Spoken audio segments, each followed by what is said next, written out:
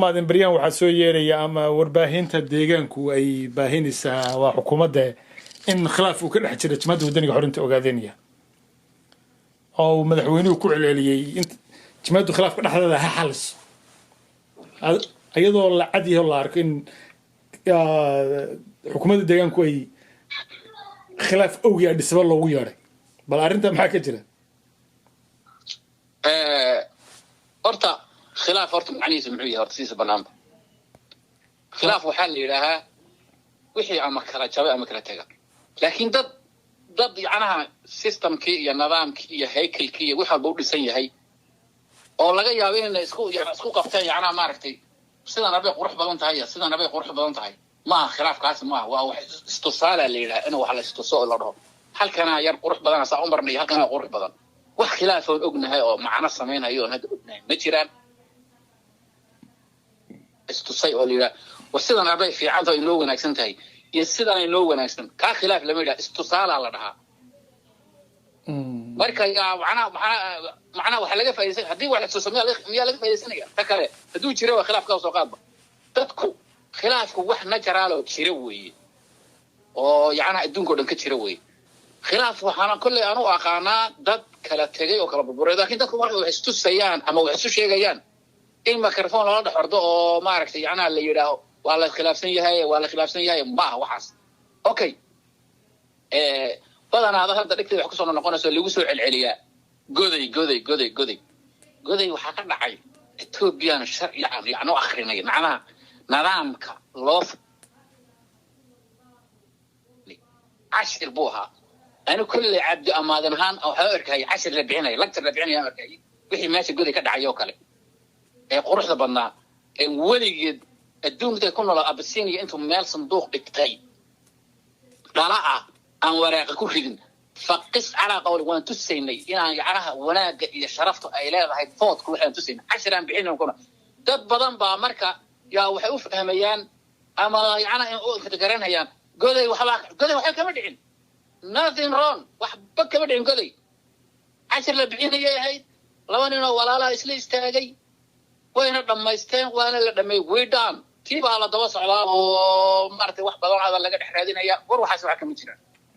توبيا بحاول مثلا 10 بانو دقني أنا ونسق روح بنا فوق خلنا نقول ماضي وحنا وخلاف أي كلهم وخلاف يمشيرو واستوصاله وحلا لا استوصيا وحلا وحا مصحبة كام خلط ما أنت أوي وحنا أنا هذا توش كده حردي ماشي وخلاف قمنا نقول maxaad malaynaysaa xilligan oo coronavirus-ku adduunka hareeyay in xukuumadda deegaankeenu ay kulba magaalo 300 oo ruux oo 100 gaari wata ay kulba magaalo aadayaan meeshii looga baahnaa inay dadka wacyi geliyaan ama ay Ethiopia kale ay magaalooyinka xiraan sida shadaan oo kale loogu sameynayo in ay masaajidadana xiraan ayagiina ay kulba gobol aadaan ay 100 gaari istaba dhigtaan 300 ruux ku baxaan soo cudurku si fudud kuma faafi karo hadduu waddanka gaarana dee goob caafimaad quma waddankeena kama jiro runta waa aad iyo aad waa wax adag weeye madaxweynaha waddanka ku sarreeyay inuu wareego oo maaragtay uu waddanka dadka soo ururiyo waa arrin khatarteeda leh anigu hadda waxaan u arkaa yacnaha xukuumaddu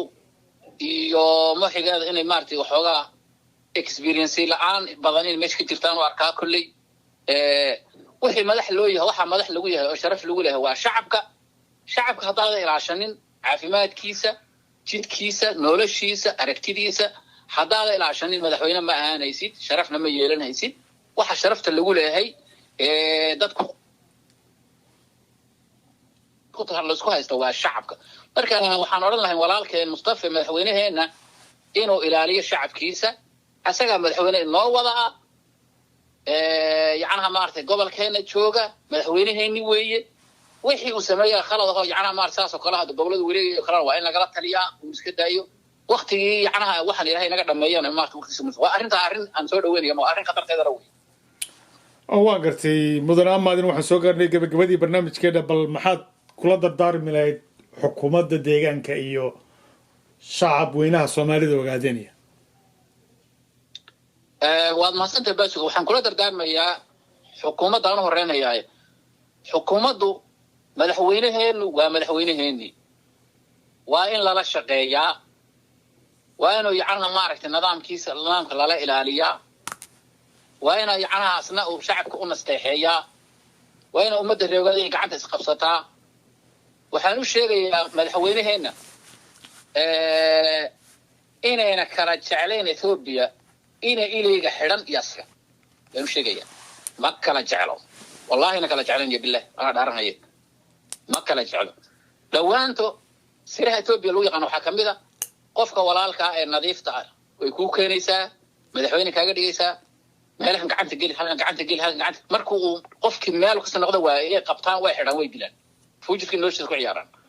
marka walaalkan waxaan leenahay waa madaxweynaheeni is ilaali oo iska ilaali oo dalkaaga iyo dadkaaga daryeel caafimaad iyo daryeel wado iyo daryeel yacnaha wixii u samee dadkaagi weeyo wax deemi iyo ummadda reegaada inaan waxaan sheegayaa inaan madaxweynahan aan maartay wixii decision aan la toosino yacnaha maartay haddii yacnaha maartay khilaafka uu sii bato dhib baa inoogu imanaya cadow badan baa ina sugaya yacnaha maartay dadkeen dhulka yaalin Etoobiyadan hadda aan la noolahay ee la deganahay waan nahay wada ma haysano leer ma haysano biyo ma haysano caafimaad ma haysano marka meesha meel gelgelin oo geel ku gelgelamay inaan maanta isku hardino oo isku jijiidno waa la shame waa wax laga xishoodo weeye marka xukuumadda iyo ururka ONLF qabsadaan wixii khalad oo soo dhaxgalan ay ka wada hadlaan hal hadda iska jirta ayadoo maartay hadal waa iska soconaya campaign baa iska jira yacnaha isxakameeya madaxweynaha sharafta waxaan ka codsan inuu isxakameeyo annaguna isxakamayno oo dadka la xaq dhowro dadka wadaniga la xaq dhowro la ilaaliyo taasaan kusoo gogoyn kula tan lahaa waan gartay kaasi wuxuu ahaa cabdi haybe cabdi amaadin aad iyo aad ayaan kaaga mahad celinayaa aqbalaadaad naga aqbashay inaad barnaamijka maanta nagala qayqaabato aad iyo aad baan kuga mahad celinaa annagoo ah bahday Karamarda TV aad baad u mahadsantahay cabdi amaadin idinkaa mudan bahda Karamarda iyo Basuka